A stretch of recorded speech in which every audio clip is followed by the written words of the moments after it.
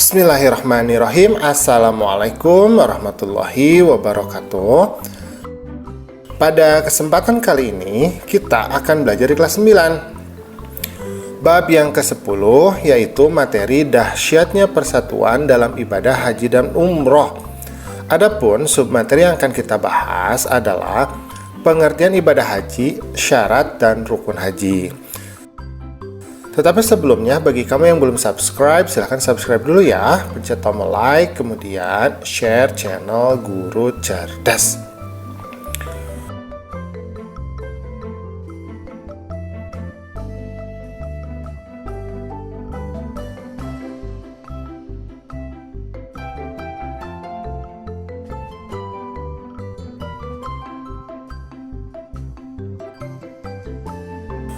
Oke, kita lanjutkan. Secara bahasa, haji ini berasal dari bahasa Arab ya, yaitu haj atau haji, yang artinya menyengaja untuk melakukan sesuatu. Sedangkan menurut syara atau menurut istilah ya, haji ini adalah sengaja untuk mengunjungi Ka'bah, yaitu rumah Allah, untuk melakukan beberapa amal ibadah dengan syarat-syarat yang telah ditentukan. Karena di dalam haji itu ada beberapa ibadahnya ya, semisal tawaf, ada sya'i, ya, kemudian ada wukuf dan sebagainya. A'udzubillahi minasyaitonirrajim. Fihi ayatun bayyinatun maqamu Ibrahim wa man dakhalahu kana amina. Walillahi 'alan nasi hajjul baiti man istata'a ilaihi sabila. وَمَنْ كَفَرَ فَإِنَّ اللَّهَ غَنِيٌّ عَنِ الْعَالَمِينَ. Yang artinya di sana terdapat tanda-tanda yang jelas, di antaranya makam Ibrahim. Barang siapa memasukinya, yaitu Baitullah, amanlah dia. Dan di antara kewajiban manusia terhadap Allah adalah melaksanakan ibadah haji ke Baitullah, yaitu bagi orang-orang yang mampu mengadakan perjalanan ke sana. Barang siapa yang mengingkari kewajiban haji, maka ketahuilah bahwa Allah Maha Kaya, tidak memerlukan sesuatu dari seluruh alam. Quran Surat Ali Imran ayat ke-97. Jadi di sini sudah jelas ya, di dalam ayat ini dikatakan bahwa haji itu merupakan kewajiban. Dan kita sebagai seorang umat Islam itu wajib untuk melaksanakan ibadah haji. Dan kalaupun kita malas untuk melakukannya ya, maka harus ingat bahwa Allah itu tidak memerlukan kita. Allah itu Maha Kaya, justru kita yang memerlukan Allah. Karena itu, kalau kita sudah memiliki kemampuan untuk melaksanakan haji, maka segera laksanakan. Karena kita yang memerlukan Allah, bukan Allah yang memerlukan kita. Nah, sekarang kita akan berbicara mengenai tata cara untuk melaksanakan haji. Jadi tata cara untuk melaksanakan ibadah haji ini ada 3 macam ya. Yang pertama adalah ifrad, yaitu mengerjakan haji terlebih dahulu, baru kemudian kita mengerjakan umroh. Nah, kemudian yang kedua adalah tamatu, yaitu kita mengerjakan umroh terlebih dahulu, baru kita mengerjakan haji. Nah, yang ketiga adalah kiron, yaitu mengerjakan haji dan umroh secara bersama-sama. Oke, kita lanjutkan tentang syarat wajib haji. Nah, syarat wajib haji yang pertama adalah Islam, jadi hanya untuk orang muslim saja ya melaksanakan haji. Yang kedua adalah balig, jadi balig itu sudah dewasa ya. Kalau laki-laki berarti sudah mimpi basah, kalau perempuan sudah datang bulan. Kemudian berakal sehat, jadi berakal sehat itu mampu membedakan antara baik dan benar ya. Jadi waras ya, waras, jadi bukan orang gila ya, itu berakal sehat.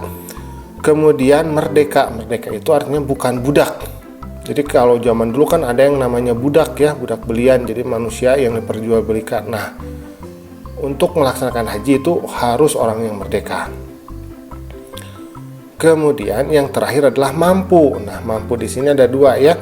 Mampu secara finansial, jadi mampu secara finansial itu maksudnya memiliki uang untuk pergi ke Mekah ya, ke Madinah. Kemudian yang kedua adalah mampu secara fisik ya, jadi mampu secara fisik itu mampu melaksanakan ibadahnya. Atau bisa juga ada yang membantu, yang mungkin sudah tua renta tapi masih ada yang membantu ya, misalkan anaknya atau siapa, nah itu boleh. Kemudian rukun haji. Yang pertama adalah ihram disertai dengan niat. Jadi ihram itu artinya memakai pakaian ihram ya, kemudian kita berniat untuk melaksanakan haji. Nah, niatnya kita cukup mengatakan labbaik Allahumma ya Allah hajja. Nah, jadi artinya kupenuhi panggilanmu ya Allah untuk berhaji. Kemudian wukuf. Nah, wukuf ini yang membedakan antara ibadah haji dan umroh. Jadi kita harus hadir di padang Arafah pada waktu yang telah ditentukan, yaitu mulai dari tergelincirnya matahari pada waktu zuhur tanggal 9 Zulhijjah. Jadi kalau misalkan terlewatkan wukuf berarti hajinya batal itu ya. Sampai terbit fajar tanggal 10 Zulhijjah. Nah, ini adalah pemandangan di Arafah ya. Nah, Arafah ini adalah tempat bertemunya Siti Adam dan Siti Hawa. Nah, itu di tugu itu ya, ada di atas tuh. Kemudian ada tawaf. Nah, tawaf ini adalah mengelilingi Ka'bah sebanyak 7 kali, dimulai dari sudut Hajar Aswad dan berakhir di sudut Hajar Aswad pula. Dan Ka'bah itu berada di sebelah kiri dari posisi kita ya. Jadi kalau dilihat dari ini berlawanan dari arah jarum jam. Nah, jadi putarannya itu berlawanan dengan arah jarum jam. Kalau arah jarum jam itu kan dari kiri ke kanan ya. Nah, kalau tawaf itu dari kanan ke kiri. Itu ya, bisa ya. Oke, nah sekarang syarat tawaf. Yang pertama adalah harus menutup aurat. Yang kedua adalah suci dari hadas dan najis. Yang ketiga adalah Ka'bah itu hendaknya berada di sebelah kiri orang yang tawaf. Kemudian tawaf dimulai dari Hajar Aswad. Jadi dimulainya dari posisi Hajar Aswad ya. Kemudian tawaf dilaksanakan sebanyak 7 kali. Kemudian tawaf dilaksanakan di dalam Masjidil Haram. Jadi harus terlihat ya Ka'bahnya. Nah, sekarang ada macam-macam tawaf ya. Yang pertama adalah tawaf kudum, yaitu tawaf saat kita sampai di kota Mekah. Jadi kita melakukan tawaf, jadi tawaf pembukaan ya, tawaf kudum namanya. Kemudian tawaf ifadah. Nah, tawaf ifadah ini adalah tawaf yang merupakan rukun haji. Jadi ketika kita melaksanakan haji, maka kita melaksanakan tawaf ifadah. Kemudian yang ketiga tawaf wada. Nah, tawaf wada ini adalah tawaf yang kita lakukan ketika kita meninggalkan kota Mekah. Jadi kita melaksanakan tawaf. Kemudian ada tawaf sunnah, jadi tawaf yang dilakukan untuk mendapatkan pahala. Tapi kalau tidak dilakukan juga tidak apa-apa. Kemudian ada sa'i. Nah, sa'i ini adalah berlari-larian kecil dari Bukit Safa ke Bukit Marwah 7 kali ya. Jadi ini adalah ritual yang mengingatkan kita kepada perjuangan dari Siti Hajar ketika beliau mencari air bagi anaknya yang bernama Ismail. Nah, maka oleh Allah diabadikan dalam ibadah sa'i ini. Jadi berlari-lari antara Bukit Safa ke Bukit Marwah. Nah, syarat-syarat sa'i yang pertama adalah dimulai dari Bukit Safa, kemudian disudahinya di Bukit Marwah. Kemudian dilaksanakan sebanyak 7 kali bolak-balik ya, 7 kali bolak-balik.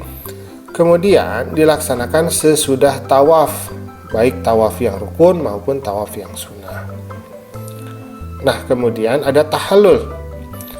Nah, tahallul ini artinya mencukur rambut kita ya, sekurang-kurangnya adalah 3 helai rambut. Jadi kalau mau dibotakin silahkan ya, tapi kalau misalkan tidak juga tidak apa-apa, tapi kita potong sebanyak minimal 3 helai.